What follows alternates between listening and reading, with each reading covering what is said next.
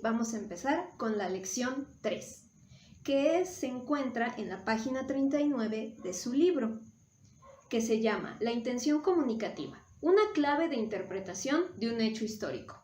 Es necesario saber cuál es la intención que tuvo el autor cuando tú estás leyendo un texto. Tienes que saber si él quería explicar, si él quería argumentar, si él quería narrar simplemente un hecho o mostrar algún punto científico con datos. Entonces, para esto es necesario fijarse en dos conceptos básicos para poder entender. Estos se encuentran en la página 40, los van a ver marcados ustedes en gris. Uno es la situación comunicativa y el otro es el contexto de producción. Estos vienen en su página 40. Disculpen si se escucha el ruido de una moto, espero que ya se termine para poder continuar. Llevo todo el día intentando grabar y no puedo. Ok, la situación comunicativa es saber quién lo dice, para qué lo dice, de qué habla y cómo lo dice además. Y el contexto de producción es en qué momento está haciendo ese texto. Por ejemplo, las Torres Gemelas. No es lo mismo hacer una nota periodística o un hecho, una nota periodística sobre ese hecho en el momento que todo está muy fresco. Quizá la información no va a ser correcta, quizás solo va a ser rápida o va a ser muy superflua. Va a ir muy por encima por lo que se vio nada más. O va a preguntarle a alguien que se encuentre luego, usted señor, ¿qué pasó? Y con eso va a escribir algo. Entonces, es mejor esperar un tiempo o quizá los reportes después de un año ya sean mejores. Mejor escritos, mejor investigados, con fuentes más confiables. Por eso hay que saber en qué momento se escribe, es muy importante. Por ejemplo, hay personas que se quejan de varios escritores. Por ejemplo, Schopenhauer es un filósofo. Muchos se quejan y dicen que era un misógino, que odiaba a las mujeres, que las hacía menos, chalala, y que entonces no se puede leer a Schopenhauer. El problema es que en la época de Schopenhauer estaba bien tratar así a la mujer, como algo menos. Por eso es que él escribe así sin ningún problema y sin ningún conflicto. Ahora, si tú quieres leer a un revisor de Schopenhauer en la actualidad, él quizá omita las partes de misoginia y te puedas dedicar solamente a revisar el puro conocimiento que te brinda sin eso. Pero no hay que juzgar nunca a un autor por la época en la que lo está escribiendo. Por eso es mejor que tomen información para su investigación que sea más actual, más fresca y mejor informada. Muy bien. Ahora, para poder continuar, antes de poder ver las modalidades en las que se escriben este tipo de textos, tienen que comprender qué es la superestructura y la macroestructura. Ok, en la página 41 ustedes van a ver un pequeño recuadro que va a hacer referencia a, en la página 40 hay un pequeño como texto que se llama Un año después del 11 de septiembre y ahí ustedes van a ubicar las partes que les vienen en el recuadro. El primero nos dice que hay que ubicar dónde está el título y pues ustedes lo van a ver, el título, de hecho ahí al lado les vienen las partes, dice título Un año después del 11 de septiembre, listo, esa es una de las partes de la supraestructura, el título. Después van a ver quién es el autor y si tiene alguna información de él. En este caso nos dice que el autor es Bertrand Beatty y es un politólogo del IEP en París. Después dice que ustedes van a buscar si tiene alguna fuente de información. de dónde viene este fragmento que nos están brindando. Y hasta abajo viene fuente. Y ustedes van a ver que dice que es de Badiou B, un año después del 11 de septiembre, que es del estado... Bueno, van a ver que es de un diario, o sea, lo sacaron de un diario. Esa es la fuente de donde viene este pequeño fragmento. Y otra cosa que ustedes también deben de tomar en cuenta es que tienen que leerlo una primera vez para saber qué es lo que intenta brindarles, qué es lo que intenta hacer. Y así ya en la segunda lectura ustedes van a poder entender y ya sacar lo más importante de ese pequeño texto. Entonces ya nos viene a continuación qué es una superestructura y una macroestructura. La superestructura del texto se define por la forma que tiene el texto, es decir, su estructura, como yo ya se los había dicho. Dónde está el título, dónde está el autor, la fecha, dónde está todo el contenido, cuáles son sus fuentes. Este es el acomodo, esta va a ser la superestructura. Y la macroestructura es, bueno, dice que se identifica a partir de los temas y subtemas, o sea, qué es lo que contiene, qué es la información que nos va brindando. O sea, el título, la introducción, todo el desarrollo y las conclusiones. Básicamente, por ahí se van todos los artículos. Te dan una introducción, un desarrollo y una conclusión. Y esa sería la macroestructura, ya más el contenido propio. Muy bien. Ahora, para eso para que quede más claro esto, van a tener que hacer la actividad 7, que es de la página 41 a la 42, que te pide que de un periódico que tú tengas en casa, tomes una nota de la sección de acontecimientos internacionales sobre un hecho que consideres histórico con el objetivo de determinar la intención comunicativa mediante el análisis de la superestructura. La tienes que pegar en el espacio siguiente, ahí abajo hay un espacio, pero obviamente ustedes no pueden hacerlo, entonces con que tengan su nota periodística aquí a un lado y puedan identificar todas estas pequeñas características, con eso basta. Entonces ya una vez que lo peguen, ustedes van a tener que... Van a pegarla y van a analizar buscando la información necesaria tal y como lo hicimos con el ejemplo. Entonces, ¿qué es lo que ustedes van a buscar? Van a buscar el título, van a buscar el autor, si hay alguna información de él, van a buscar también si tiene datos bibliográficos, o sea, si tiene alguna fuente de información, de dónde está sacando esta información, y también van a darle una pequeña leída para ver más o menos de qué trata ese artículo que ustedes van a buscar. Y bueno, si quieren pueden hacerlo ahorita, poner pausa y ya después vamos a continuar.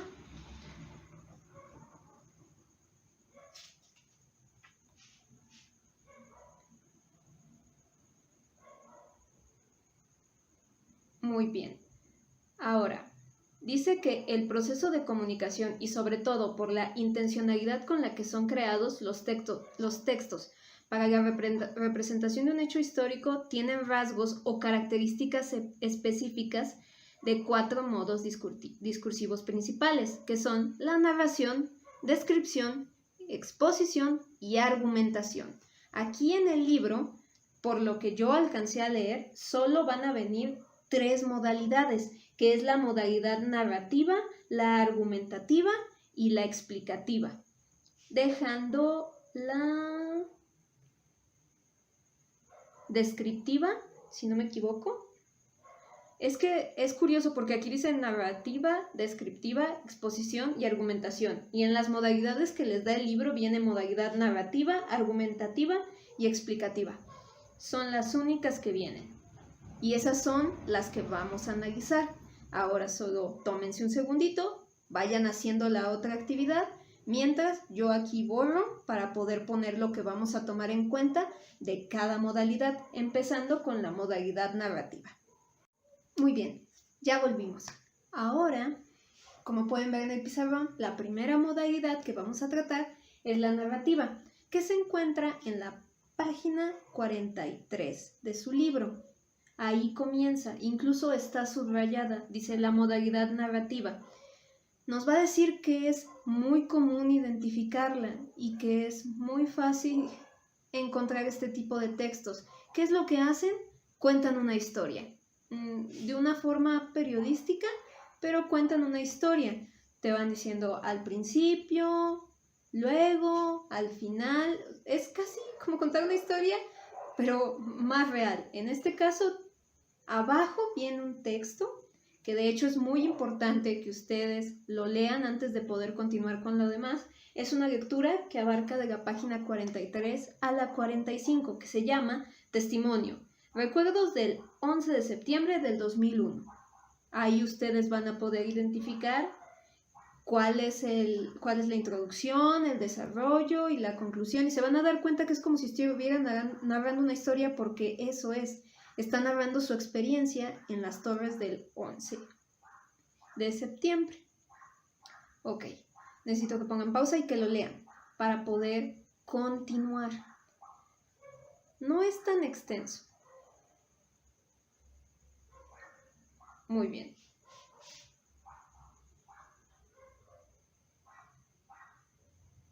Una vez que ya tienen, o bueno, ya saben, ya leyeron, van a tener un cuadro abajo que se encuentra en la página 46, que les va a decir características, segmento del texto que la refiere y elemento que se identifica.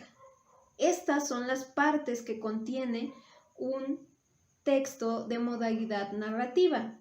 La primera característica es cuál es el tiempo y el espacio en el que se desarrolla. Luego, actor o actores sociales involucrados en el hecho. ¿Quiénes están ahí? ¿Quién o quiénes intervienen en el hecho? Ahí viene la pregunta. Luego después, relaciones causales entre los acontecimientos. Ahí es donde ustedes van a ver que aquí dice qué es lo que pasó, qué provocó el conflicto, cómo se desarrolló, cuáles fueron las consecuencias. Todo esto en un texto narrativo lo van a encontrar perfectamente. Y aquí en este cuadro van ustedes, ahí se los van a ejemplificar a ustedes. En el tiempo y el espacio, cuándo sucede el hecho y dónde ocurre. Pues el 11 de septiembre en las Torres Gemelas. Luego después, ¿quién o quiénes intervienen en el hecho? Viene un pequeño fragmento donde se puede entender quién es el que interviene en esta situación. Y dice, bajé nuevamente el piso de mi oficina y no había nadie. En ese instante cogí mi maletín y decidí bajar por un ascensor. O sea, el elemento que se identifica es narración de las acciones por quien las relata. O sea, ¿quién es el que está interviniendo? El que lo relata. Solamente él. Los demás son actores secundarios. Y después, relaciones causales entre los acontecimientos. ¿Qué pasó? ¿Qué provocó el conflicto? ¿Cómo se desarrolló? ¿Y cuáles fueron? ¿Qué pasó? El avión bajaba inclinado con una dirección a la Torre Sur. ¿Qué provocó el conflicto? Acordonaron la zona, una persona cayó del edificio, las señales telefónicas estaban muertas. Si se dan cuenta, va viendo como... Es que eso lo pueden encontrar en cada uno de los fragmentos. Pero si lo vemos a grandes rasgos, ¿qué pasó? Chocó un avión con las Torres Gemelas. ¿Qué provocó el conflicto? En ese momento quizá la persona que lo está narrando no sabía qué provocó que chocara el avión. Quizá algún desajuste. ¿Cómo se desarrolló? Pues ya vieron todos los problemas que hubo. Primero chocó en una torre, luego chocó en la otra. O sea, y poco a poco la gente no sabía qué hacer o cómo salir de ahí. ¿Y cuáles fueron las consecuencias? Pues la consecuencia fue que se cayeron las torres. Listo. Es así de simple. Entonces, es donde viene otra vez otra actividad que ustedes van a trabajar, que es la actividad 8, que abarca de la página 46 a la 49. Si se dan cuenta, ahora no estoy poniendo aquí las actividades y la página, porque esta lección es un poco más amplia. Entonces, al final ya de toda la lección, voy a dejar aquí apuntadas todas las actividades, el número de actividad y de qué página a qué página son, para que ustedes después puedan hacerlas y sepan dónde están ubicadas cada una de las actividades. Bueno, continuamos. La actividad 8 dice, con el fin de reconocer los rasgos estructurales de un texto narrativo, trabaja la siguiente nota informativa publicada por el periódico The Guardian. Después de leerla, ubica en ella los elementos característicos de la narración y transcribe la información en la tabla. Ahora aquí dice que ustedes pueden fijarse en el apéndice 1 y ahí van a encontrar sobre la actividad 8 respuestas que les pueden servir. Entonces lo que tienen que hacer es leer este texto que se llama Un Mundo Nuevo y después de leerlo, al final, ustedes van a tener una tabla que es igual a la que ya vimos y van a tener que contestar con un segmento del texto que se refiera a un tiempo y un espacio, otro que se refiera a cuál es el actor o actores que están involucrados y otro, una serie de relaciones causales entre los acontecimientos. Alguno que ponga, entonces el avión chocó y por eso se cayó el edificio. O sea, que tengan una causa y consecuencia. Y así ya después, elemento que identificas, no, pues identificó el lugar en el que se provocó, identificó cuáles eran las causas, identificó esta pregunta. O sea, si solo pueden contestar una de las preguntas que viene ahí, está bien. De preferencia busquen si pueden contestar las preguntas que se les dan aquí al final. Y pues ya, una vez que ya hayan terminado con eso, les dice que para verificar que hayas reconocido los elementos estructurales del texto narrativo que leíste, evalúate tomando como base los siguientes parámetros. Y ahí ya les dan una tablita para ver si ustedes identificaron bien cómo se sintieron, si se sintieron competentes, si apenas lo están desarrollando o si todavía se sienten inexpertos. Entonces ahí ustedes se van a autoevaluar, van a encontrar una puntuación y ya dependiendo de lo que les salga, ustedes van a decidir o si pueden al final de la actividad, una vez que ya hayan realizado esto en esta actividad que es la actividad 8, abajo me ponen también los resultados de esto, me ponen los resultados de cuál fue su puntuación para yo saber si están cómodos o no y si necesitan que les mande algún otro texto para que ustedes puedan volver a hacer toda esta actividad y ya estar más seguros de que sí pueden hacerlo. Por favor, evalúense, sean críticos con ustedes mismos y de verdad evalúense bien para saber si se sienten muy competentes haciendo esto, si se sienten más o menos o todavía son inexpertos y necesitan un poco más de mi ayuda. Entonces yo ya les puedo facilitar otro texto, más corto incluso que este, para que puedan identificar esas piezas y se sientan más cómodos y más seguros y puedan decir, ok, sí, ahora sí ya me siento totalmente competente en esta actividad. Muy bien. Continuamos. Ahora, lo siguiente a tratar es lo que yo puse aquí en el pizarrón. Particularidades lingüísticas de la narración. La narración también tiene una serie de particularidades lingüísticas que dan forma y construyen el relato al marcar el tiempo y la enunciación. Se esquematiza en el siguiente diagrama. Este diagrama está en la página 50 y ustedes lo van a ver. Dice verbos en acción, marcas lingüísticas y marcadores y conectores temporales. ¿Qué son los verbos en acción? Dice, señalan las acciones que los actores llevan a cabo. Por ejemplo, decidí no volver a trabajar en Nueva York. Si se dan cuenta, ahí ya está actuando el personaje. Decide no volver a actuar. No volver a trabajar en Nueva York, perdón. Las marcas lingüísticas indican a las personas o grupo desde el que se narra. Persona gramática desde la cual se relata. Ejemplo, agradezco todos los días a Dios por esto, pero en el fondo de mi ser siento un enorme dolor de no haber podido ayudar más. O sea, ¿quién está relatando? Ahí se ve que él dice agradezco, está hablando en primera persona, está hablando de él, y entonces así ustedes ya pueden detectar esta marca lingüística. Y luego dice marcadores y conectores temporales, que son los adverbios que ya todos conocemos, que incluso van en los cuentos o cuando alguien está contando una historia, que te dice primero pasó, después, años más tarde, luego, entre otros. Estos son los que van conectando la historia y los que te van dando pistas de que es una narración, este tipo de texto. Entonces, yo sé que van a hacer bastantes actividades en esta, pero es que es muy necesario que las hagan. Viene otra actividad, que es la actividad 9, que se encuentra igual en la página 50 y de hecho es muy corta. Nos dice, trabaja la nota periodística anterior, o sea, con la que ya habían trabajado ustedes, y distingue en ella los recursos estilísticos que emplea el autor para lograr efecto y propósito comunicativo distintos en su lector. Lee de nuevo la nota para buscar los elementos característicos de un texto narrativo en el que se presenta un hecho histórico. Después busca los verbos, los marcadores o conectores temporales y marcas lingüísticas.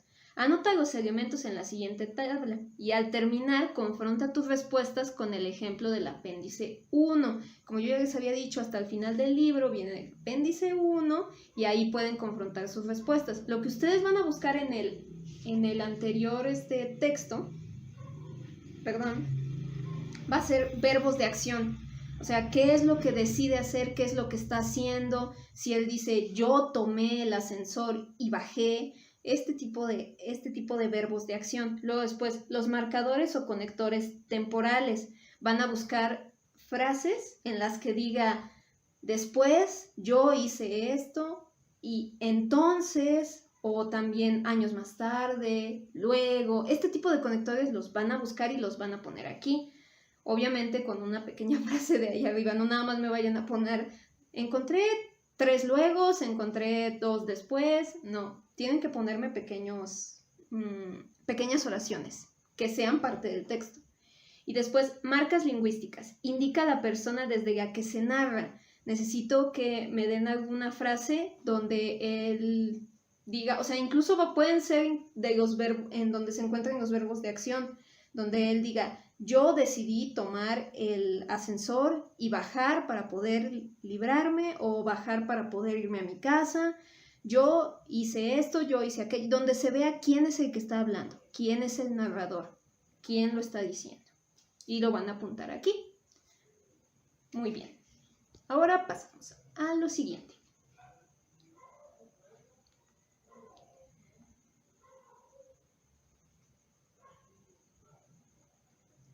Muy bien, ahora vamos a revisar lo que es la macroestructura. Yo sé que aquí no se ve muy bien el número, pero es 51 a 52. Es donde vamos a encontrar cuál es la macroestructura de un texto narrativo que se encuentra en la modalidad narrativa. Ok, dice que primero vas a encontrar un título, que es la palabra o conjunto de palabras que hacen referencia de lo que tratará el documento que vamos a leer.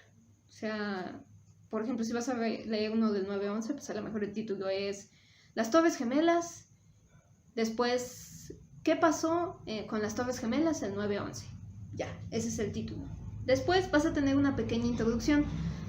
En la introducción te van a dar una idea más o menos de qué va a tratar el tema. Solo es darte como una pequeña probada de lo que vas a ver en todo el texto. Luego, el desarrollo o cuerpo del texto, que corresponde a las ideas que se expresan mediante párrafos y donde encontrarás la explicación, opinión, la argumentación, la narración en torno al tema que estás trabajando. O sea, va a ser todo el desarrollo, va a ser todo lo que te pueda dar sobre el tema.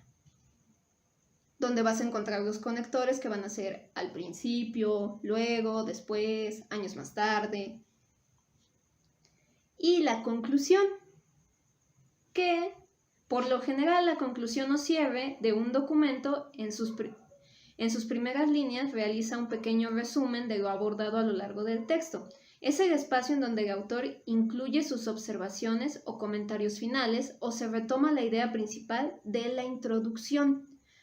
Básicamente, en la introducción te va a plantear una idea, te va a decir, aquí vas a ver más o menos cómo yo sentí y viví lo de las Torres Gemelas, luego te va a contar todo lo de las Torres Gemelas y al final va a decir, bueno, después de haber pasado todos estos momentos, ustedes lo que ya leyeron, yo concluyo que esto se pudo haber ahorrado o que agradezco, por ejemplo, creo que el autor, bueno, el que escribe dice que agradece a Dios por estar vivo y son más que nada conclusiones personales en este caso, pero también pueden encontrar conclusiones más científicas, como decir, esto se pudo haber evitado si hubieran reforzado la viga de no sé qué, no sé qué.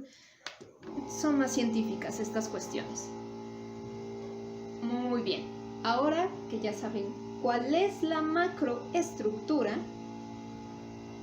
pueden ir a el ejercicio número 10, que empieza en la página número 52 y termina en la 53, que dice, para finalizar su trabajo de análisis, por ahora reflexiona sobre las siguientes preguntas, y ustedes van a contestar esas preguntas con su reflexión.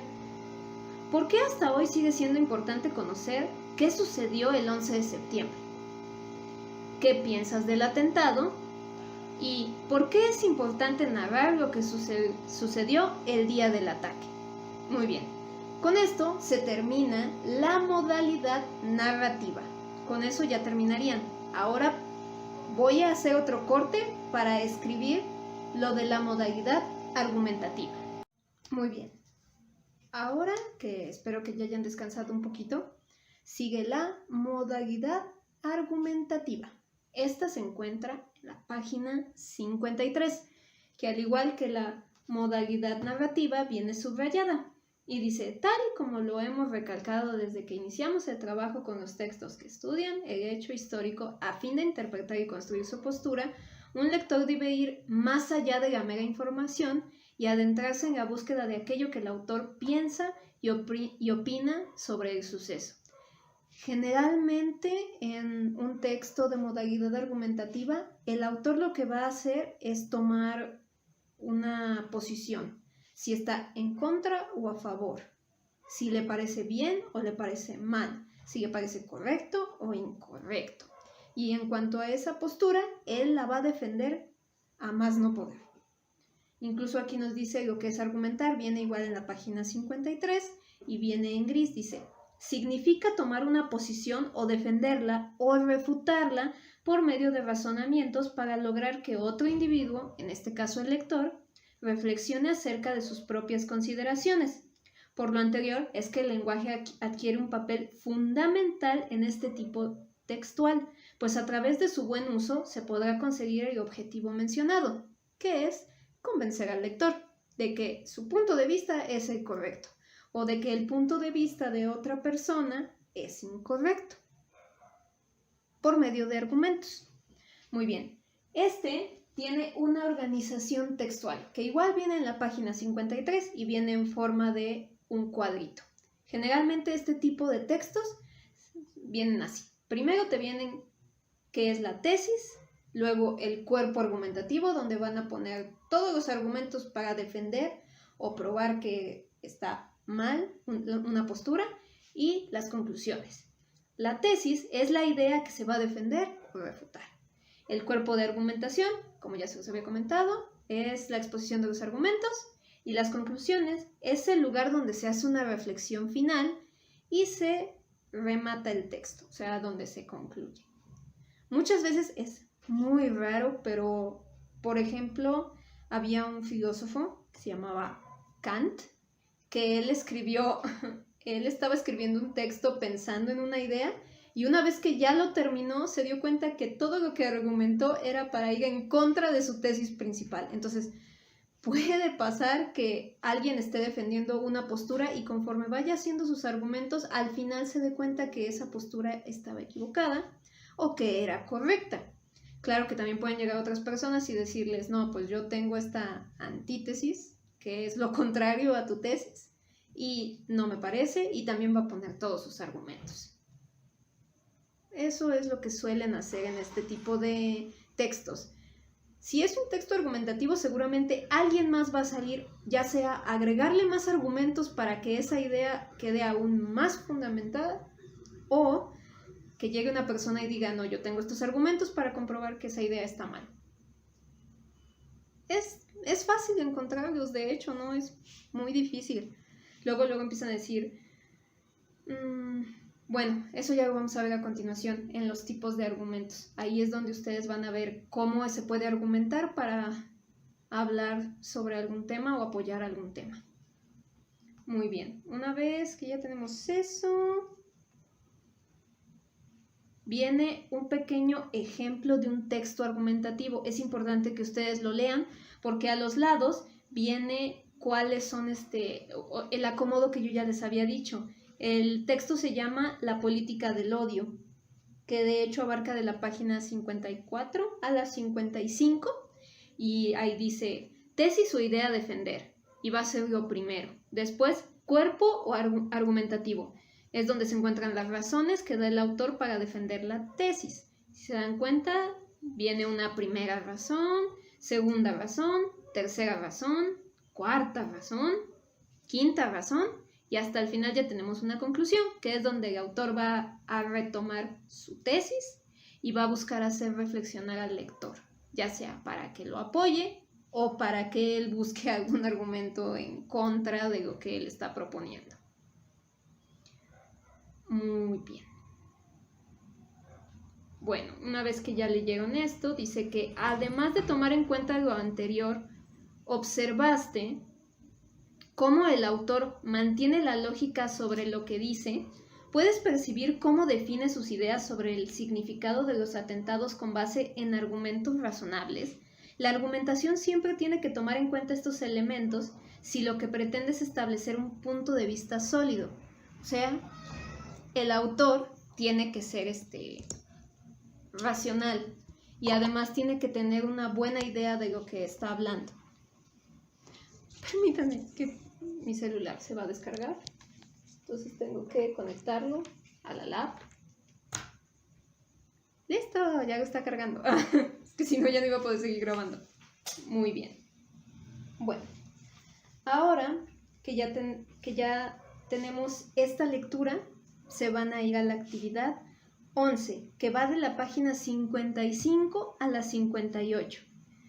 Que nos dice, continúa trabajando para interpretar un suceso histórico mediante el análisis de los recursos estilísticos usando un estudio para lograr efectos y propósitos comunicativos diversos. Dice, lee el siguiente artículo de opinión que publicó el periódico Miami Herald el 13 de septiembre del 2001.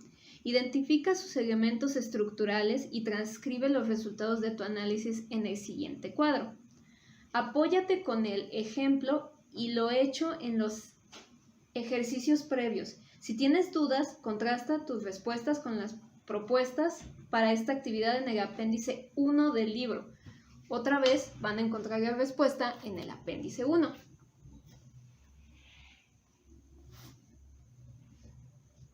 Perdón, mi gato quería salir. Y si no, se va a poner a llorar. Bueno, aquí ustedes van a tener que leer Estados Unidos y el fin del unilateralismo. Muy bien, ya que terminen de leerlo, abajo tienen un cuadro donde van a poner la tesis, van a dar un ejemplo, el cuerpo de argumentación, cuáles son los argumentos con los que el autor define su punto de vista y la conclusión, a qué conclusión llega el autor después de darnos todos sus argumentos. Luego dice, para retroalimentar los saberes que estás trabajando sobre texto argumentativo, completa la siguiente lista de cotejo. Cada respuesta sí tendrá un valor de 2 puntos y las de no equivaldrán a 0 puntos. Entonces, tú ahí otra vez es de nuevo analizarte tú solo, vas a ver si identificaste la tesis, si ubicaste de 1 a 2 argumentos, de 3 a 4, de 5 a 6... si localizaste la conclusión y cuánto tuviste en total. Si tuviste problemas para encontrar la tesis, los argumentos o la conclusión, te recomendamos que realices de nuevo la lectura del texto, tratando de ubicar en cada párrafo la idea o ideas principales. De esta manera tendrás una guía más precisa de lo que te brinda el texto y así identificar su estructura. Entonces, si ustedes ya se fijaron que no pudieron, que no lo hicieron bien, entonces vuelvan a hacerlo. O sea, están en su casa, yo sé que a lo mejor muchos trabajan, tienen hijos, pero tienen más tiempo y pueden en un momento dado sentarse y volver a hacer el ejercicio para que les salga bien, para que ustedes sepan si sí lo están entendiendo o no. Y si no, por eso es muy importante que se metan al grupo de WhatsApp, porque si tienen alguna duda en ese momento mientras están haciendo la actividad, yo se las puedo resolver. Y más rápido por el WhatsApp que en la plataforma. Aunque si no pueden y en la plataforma se les hace más fácil, pues déjenme sus dudas en la plataforma y yo las contestaré. Muy bien. Ahora ya vamos a pasar a los tipos de argumentación que vienen en la página 58 a la 59. De hecho es un recuadro. Dice tipo, valoraciones. ¿En qué consisten este tipo de argumentos? Califica o enjuicia una situación o una acción. Ejemplo, el derrumbe de las Torres Gemelas fue un espectáculo indescriptible. Se identifican por el uso de adjetivos calificativos. Luego después está el de comparaciones. ¿En qué consiste? Expresa igualdad o diferencia entre dos sucesos. El número de muertos del 11 de septiembre fue mayor que el del ataque de Pearl Harbor. Simplemente hace comparaciones, o también podría decir que el ataque del 11 de septiembre no fue tan malo como todas las muertes que hubo en la Segunda Guerra Mundial, dependiendo de qué punto o de qué parte esté. Luego también hay argumentos en forma de ejemplos, que permiten sustentar un argumento a partir de un hecho tangible y al mismo tiempo refuerza la credibilidad. Por ejemplo, hubo diversas reacciones ante el ataque. Por ejemplo, los niños palestinos salieron a festejar. No creo que sea muy bueno, pero depende de qué lado estés. Para los de allá, pues fue como, tumbamos las Torres Gemelas. Y acá, pues los niños, muchos incluso lloraron porque perdieron a sus papás. Entonces, depende qué enfoque le quiere dar el autor. También hay preguntas retóricas, que su objetivo es cuestionar al lector con la finalidad de que reflexione sobre sus ideas y tome una postura. Por ejemplo, ¿cuál es el sistema de defensa que piensa construir el Pentágono para contrarrestar esta amenaza? ¿Quién le declara la guerra a Estados Unidos al día siguiente de un ataque de este tipo? Es para que tú vayas tomando como tu lugar. Y generalmente en este punto el autor va a hacer preguntas basado en las respuestas que quiere obtener sobre ustedes. Él ya sabe la respuesta a estas preguntas porque anteriormente ya les dio otros argumentos. Entonces es como, les voy a hacer esta pregunta para que ellos se pongan más de mi lado. O voy a hacerles esta pregunta para que cuestionen la tesis que yo quiero derrumbar y digan, sí es cierto, ¿cómo se le ocurrió esa cosa? Está el respaldo de autoridad, que son las referencias, citas textuales, testimonios, opiniones especialistas o instituciones reconocidas. Es como cuando dicen basado en... No es cierto. Es como, por ejemplo, van y hablan con un especialista en terroristas o en terrorismo y le preguntan, ¿usted qué opina sobre esto? Y como él ya sabe cuál es más o menos la postura de este especialista, eso que él dice puede apoyar más a su tesis porque ya es alguien reconocido en ese ramo y entonces va a apoyar más lo que él está intentando defender. Hay otro argumento que es de ironía, que es una burla planteada de una manera muy fina para otorgar un sentido contrario o satírico. Por ejemplo, el caldo de odio que cocinaron a través de los años comenzó a hervir. O sea, es como un poco jugar, pero al mismo tiempo no creo que sea de muy buen gusto, pero a veces sirve porque mucha gente es como, sí es cierto, pues si Estados Unidos estuvo cultivando todo eso, pues está sacando de la tierra todos los frutos, todos los magos frutos que sembró. Por eso lo atacaron. En este caso, ¿verdad? Luego después está la analogía, que es la comparación de dos hechos que parece que poco o nada tienen que ver, sin embargo tienen un punto en acuerdo, que es el ataque de las Torres Gemelas es como un abismo en el que la humanidad ha caído. No tiene nada que ver que una humanidad caiga en un abismo con que hayan atacado las Torres Gemelas, pero para las personas en ese momento que lo estaban viviendo, así lo sintieron. Entonces es una buena analogía. Causa-efecto. Señala los efectos que ocurren como consecuencia de un hecho. El ejemplo. No faltará quien después de los atentados abogue por la urgente construcción y despliegue el sistema de defensa antimisiles propuesto por Bush. O sea, simplemente es como, ven, a causa de esto, entonces ya se puede provocar esto. Y eso puede afectar por esto y esto y esto y esto y esto. Y es nada más meter más y más y más. Ventajas o inconvenientes. Como su nombre lo indica, son elementos favorecedores o no de determinada situación. En Estados Unidos ahora no puede declararle la guerra a nadie. Tendría que pelear solo con su rabia e impotencia, con su dolor y su recién descubierto sentido de vulnerabilidad. Se dan cuenta, ahí está viendo cómo Estados Unidos en ese momento tiene un inconveniente muy grande, porque se supone que él era como el país intocable, el que nunca le podía pasar nada de este tipo y de repente le pasa. Entonces es como, ¿ahora qué hago? ¿Contra quién me voy? Si yo ya les había declarado la guerra a ellos, entonces ahora ¿de quién es la culpa? ¿Y qué va a pensar la gente de mí? ¿Cuáles son las desventajas de esto? ¿Van a pensar que ya soy vulnerable, que cualquiera puede hacerme daño? En general, ¿no? Estados Unidos, el gobierno podría pensar todo eso. Son desventajas de un acto de este tipo. Y datos científicos. Estos yo creo que van a ser los más pesados. Por ejemplo, son aquellos recursos comprobados cuantitativamente que apoyan a una idea. Por ejemplo, 10.000 personas murieron por el atentado según la versión gubernamental. Ahí ya es un dato científico, ya está comprobado que se murieron más de 10.000 personas en el atentado. Y ya como está comprobado y está por escrito y ya nadie puede decir que no y ya en todos lados lo dicen. Bueno, no, eso de en todos lados lo dicen, no lo tomen en cuenta. Olviden eso que acabo de decir porque es una falacia. No es cierto. Si en todos lados lo dicen no significa que sea real. Pero me refiero a que si en muchas revistas científicas lo están diciendo y ya es un hecho comprobado, que ya está registrado, lo vuelve algo científico. Entonces le da más fuerza a un argumento. Y estos serían todos los argumentos. Son todos los tipos de argumentos que maneja su libro.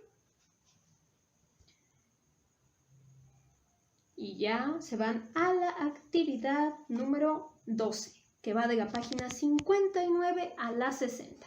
Dice que regreses al artículo de Andrés Oppenheim, que es el que leyeron en la actividad 11, y entonces van a ver el objetivo de identificar los tipos de argumentos que utiliza para sostener su postura sobre el hecho histórico. Y abajo van a tener una tablita donde van a ver los diferentes tipos y ustedes me van a dar un ejemplo.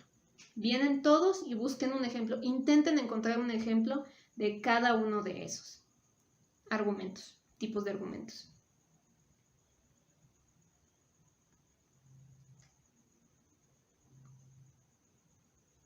Ahora, el libro les hace ver o reflexionar que si se dan cuenta, un hecho histórico siempre va a ser abordado de diferente manera y cada manera no desacredita a la otra, sino que la nutre, hace que sea más explicativa, que esté más desarrollada, que tenga más ideas y que ustedes puedan nutrir lo que ustedes van a investigar. No es que las cosas se descalifiquen, lo que deben de hacer es nutrir la una a la otra. Algunas veces en la argumentación, de hecho la mayoría del tiempo siempre son argumentación y contraargumentación. Siempre es alguien que dice sí y alguien que dice no. Alguien que dice blanco y alguien que dice negro. Lo que se busca es que se tenga una idea en concreto para que llegue otra persona y pueda agregar más argumentos a esa idea, para que entonces esa idea crezca y se fortalezca. Pero obviamente si está mal y alguien se da cuenta que está mal, esa persona o ese que escribió no debería de sentirse agredido, sino debería de decir, ok, eso es algo que estoy haciendo mal, este sujeto tiene buenos argumentos, entonces voy a reconsiderar mi propuesta y voy a ver si puedo ayudar a la suya para que también se fortifique. Así deberían de manejarse, pero generalmente no funciona así. Los que escriben este tipo de artículos generalmente se pelean mucho. Es como, no, yo tengo la razón y yo voy a seguir defendiendo y voy a buscar más argumentos de donde no para poder defender mi idea. Y el otro dice, pues yo también. Y así se pasan peleando. Es divertido cuando se leen ese tipo de artículos. Ay, cómo me ves que las manos así como dicen, es divertido, ña. Pero no, me gustaría más que fueran en ese sentido, que se alimentaran mutuamente, aunque uno fuera en contra del otro, que pudieran crecer, que la investigación creciera y que no se estancara en una sola idea de yo tengo la razón. Bueno, entonces ahora tienen la actividad número 13 que dice: con el objetivo de continuar con tu análisis sobre el suceso histórico en general y el atentado del 11 de septiembre en particular, reflexiona sobre el aprendizaje que has construido hasta ahora. Responde las siguientes preguntas. Tus respuestas son parte de la fase de preescritura del escrito que vas a elaborar para expresar tu propia representación e interpretación de este hecho. Así que es muy importante que respondan estas preguntas. Son 4 preguntas. Al final, bueno, en la 4ª pregunta van ustedes a hacer una reflexión sobre la actitud que han tenido hasta ahora ante el trabajo con el estudio de la representación de un suceso histórico desde distintos ámbitos y lenguajes. Entonces van a marcar con una cruz si han desarrollado las siguientes acciones, que es: ¿ha sido interesante para mí trabajar hasta ahora? ¿Ha sido sistemático, ordenado al analizar los textos? ¿He reflexionado sobre lo que dicen los textos y lo que dicen? ¿He sido crítico al determinar la intención comunicativa del mensaje?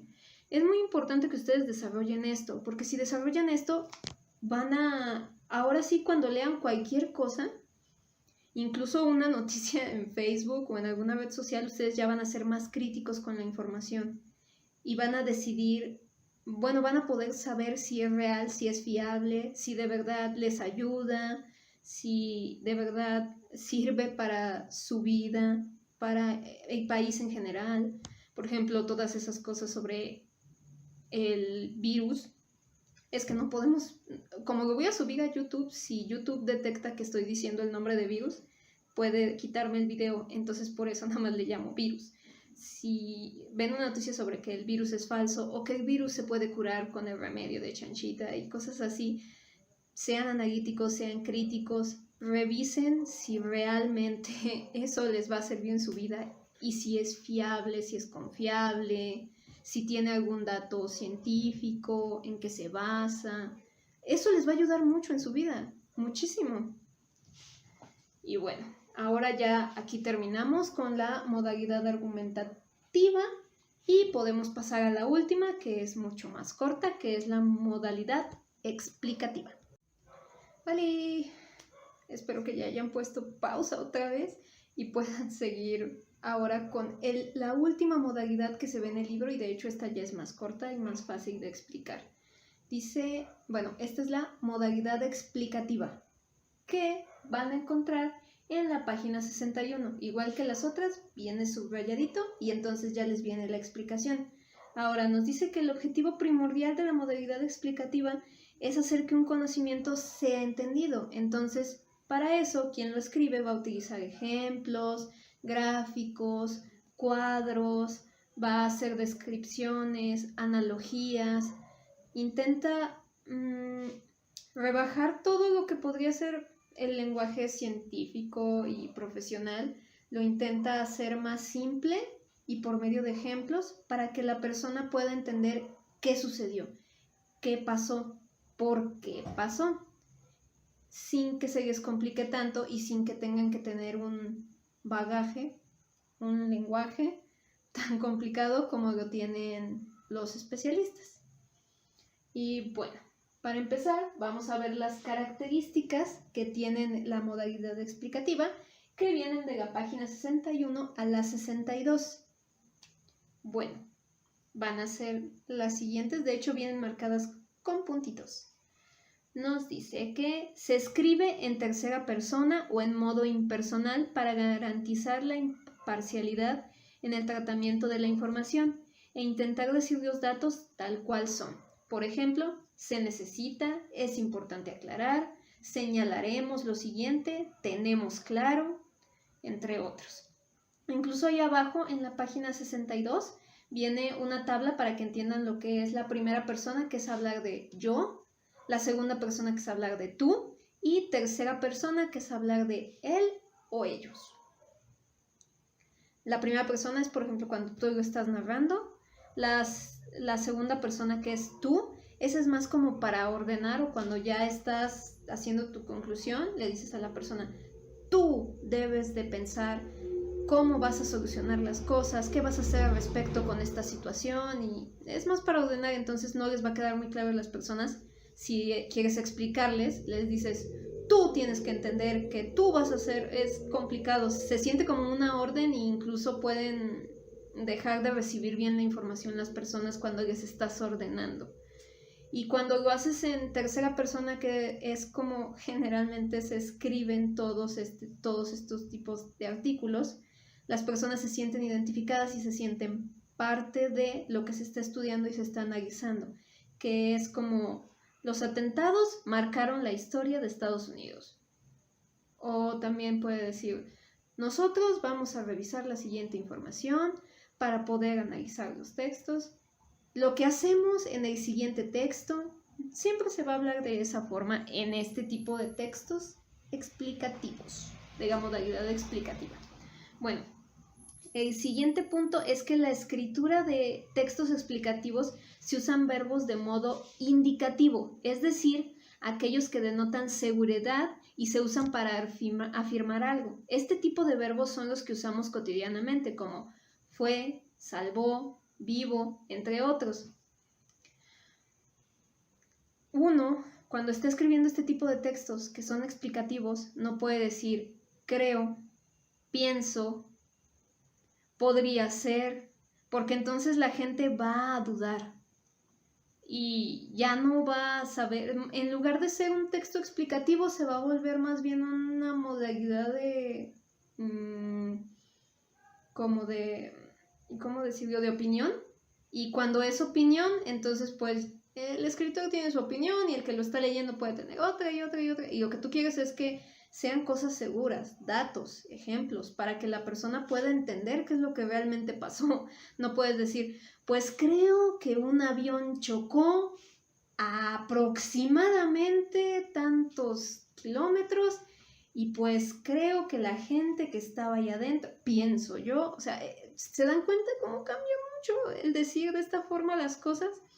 Que decir, entonces el avión chocó a 50 kilómetros, es un decir, a 50 kilómetros por hora contra el edificio y las personas que estaban dentro comenzaron a tener miedo y decidieron llamar a emergencias y saber qué es lo que estaba pasando. O sea, es muy diferente ese tipo de escritura al otro. El otro es más como de opinión y este es más explicativo.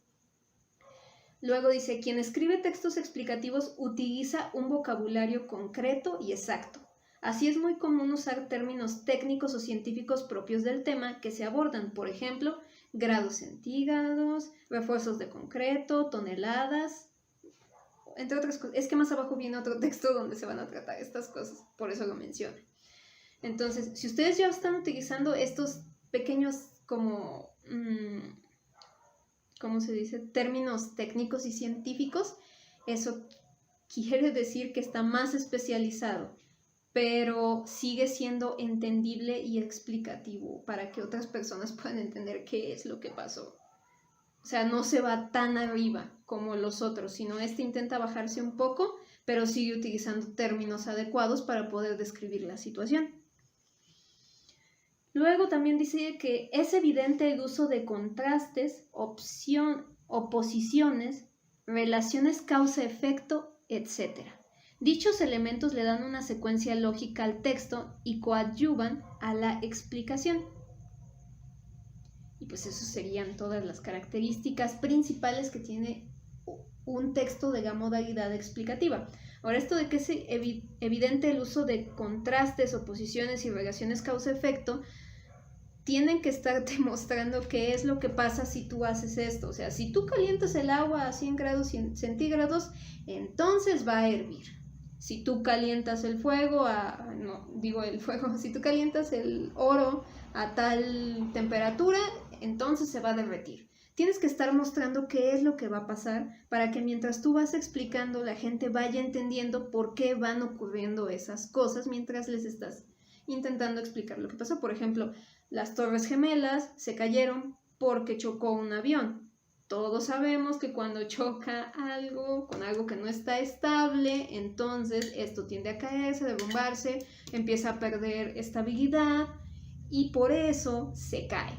Es lo que pasó con las Torres Gemelas. Chocó un avión, más o menos. Y la verdad yo no soy muy buena para explicar ese tipo de cosas, pero se da a entender. Tienen que estar explicando qué es lo que está pasando para darle continuidad al texto. Disculpen la moto otra vez. Tengo vecinos que andan en moto a estas horas. Si supieran a qué estoy grabando. Bueno, ya una vez que ya tenemos cuáles son las características principales, hay algo que utilizan mucho este tipo de textos en la modalidad explicativa. Lo que utilizan es gráficos y cuadros para poder explicarte qué es lo que está pasando. Y aquí viene una estructura del World Trade Center, que es un gráfico que están utilizando para apoyarse, para saber por qué se cayeron, qué es lo que falseó en las torres. Y entonces el señor José H. Barsman viene en la página 63, nos explica cuál es la forma adecuada para leer este tipo de gráficos y cuadros. Dice que primero hay que analizar los datos del organismo que realizó la estadística, cuándo lo hizo, dónde fue publicada y con qué intención. Eso en su cuadrito que viene ahí en la 63 donde se ve la torrecita, hasta abajo si se dan cuenta dice estructura del World Trade Center. Y luego abajo viene la fuente. Incluso en la fuente ustedes ya pueden ver cuándo fue hecha, dónde fue hecha. Lo que tenemos que revisar siempre, que la información sea fiable. Después dice formular interrogantes sobre lo que dice. Una vez que ustedes ya están viendo ahí el gráfico, tienen que preguntarse, ¿qué son los 415 metros que están ahí? Ok, son la altura de la torre. El impacto e infierno. O sea, ¿qué quiere decir con el impacto e infierno? Pues es donde impactó y donde se dio todo el problema. Ustedes se van haciendo preguntas que se van a ir contestando en cuanto lo vayan viendo, pero son necesarias. Muchas veces ya las hacen incluso sin darse cuenta. Luego dice, observar los datos para ver qué sugieren y qué se puede suponer a partir de ellos. Bueno, van a revisarse en todos los datos. Por ejemplo, el fuego alcanzó 80 grados centígrados, derritiendo las bases de acero del edificio. Un refuerzo de concreto recorría el corazón de la torre. Entonces, si se encendió a 800, derritiendo la base de concreto, y el refuerzo era de concreto, pues entonces por eso valió 800 la torre. Porque se quemó. Así es como ustedes tienen que ir leyendo este tipo de gráficos. Y al final dice, valorar qué aporta para la comprensión del acontecimiento histórico. ¿Qué les está aportando todo esto? ¿Qué aporta ese pequeño cuadro? Pues les está aportando el saber por qué no resistió el edificio y se cayó. Así de simple. Claro, se los está diciendo a muy grandes rasgos, y esto obviamente debe venir acompañado de un pequeño texto que les dé más información. Pero ya por sí solo el cuadrito ya básicamente les está diciendo por qué no aguantó y por qué se derribó. Qué es lo que estaba pasando. Y incluso con dibujos para que sea ilustrativo. Y ya. Eso es cómo leer un cuadro o un gráfico cuando se encuentran con un texto que está en la modalidad explicativa. Muy bien. Entonces ya les toca su última actividad, por fin, la última actividad de esta lección 3, que es el atentado del 11 de septiembre del 2001 produjo consecuencias en diversos ámbitos de la realidad estadounidense y mundial. Uno de esos ámbitos que afectaron de manera inmediata fue el sistema financiero. Entonces lo que ustedes van a hacer va a ser analizar los dos cuadros que vienen aquí abajo. Los van a analizar en donde se compara cómo fue la economía después del atentado de los terroristas del 11 de septiembre de 2001 en las Torres de Gemelas en Nueva York, los del 11 de marzo del 2004 en la red ferroviaria de Madrid. No sé si recuerdan que hubo una explosión en Madrid por unos terroristas. Y los del 7 de julio del 2005 en el metro de Londres. Entonces, van a ver por lo que habrás de basarte en ello. También sigue los pasos que nos aconsejó el señor de arriba. O sea, ya saben, primero chequen quién les está brindando estos datos, cuál es la fuente, si es fiable. Todos los pasos que ya vimos anteriormente los van a revisar en estos gráficos. Y Muy bien. Después van a redactar un párrafo, el cual es la información que consideran novedosa y útil en tu representación e interpretación del atentado del 11 de septiembre de 2001. Esto les va a servir para su investigación. De estos datos que les están dando sobre el sistema financiero de cada uno de ellos, ustedes se van a fijar principalmente, obviamente, en el de Nueva York, en el de Estados Unidos, y van a ver eso cómo les ayuda, en qué les ayuda a la investigación que ustedes están haciendo. Y al final ya nada más hace algunas preguntas que ustedes se van a contestar, ya van a contestar en este pequeño texto que ustedes van a hacer, que dice: ¿estás de acuerdo en que en el cuadro se muestran las consecuencias materiales que hubo en los atentados terroristas de Estados Unidos, Londres y Madrid? ¿Observaste que en la gráfica se ofrece información sobre las repercusiones económicas y financieras que hubo a raíz del 11 de septiembre? Y las líneas bajan después de los ataques porque eso indica los niveles de variación después del ataque. O sea, que ustedes vayan notando como estas pequeñas cosas y lo vayan poniendo en su texto, en el texto que van a entregar de esta actividad, que es la 14 y la última. Y ya comenzaríamos la siguiente semana con la lección 4. Y creo que la otra ya es lección 4 y 5 porque también son cortas y se las voy a dar en un mismo bloque. Y aquí terminaríamos. Esto terminaría en la página, si no me equivoco, 65, sí, termina la lección 3. Entonces abarcaría de la página 39 a la 65. Es necesario que lo lean, que hagan todas las actividades, que se unan al grupo de WhatsApp. De verdad es importante que se unan al grupo de WhatsApp y que no se tarden en subir las actividades. Recuerden que si acumulan 5 actividades sin subir, el sistema los va a dar de baja. Entonces, aunque las entreguen después por correo o lo que sea, el sistema los va a dar automáticamente de baja y van a tener que volver a hacer todo el curso. Muy bien, pues por mi parte eso es todo. Y ahorita voy a tomar una pequeña foto al pizarrón donde vengan todas las actividades que van a hacer ustedes, el número de la actividad y en qué página se encuentran para que ustedes las hagan. Y esas comprenderían el PDF que tienen que entregarme en el apartado de la lección 3. Bueno, hasta luego.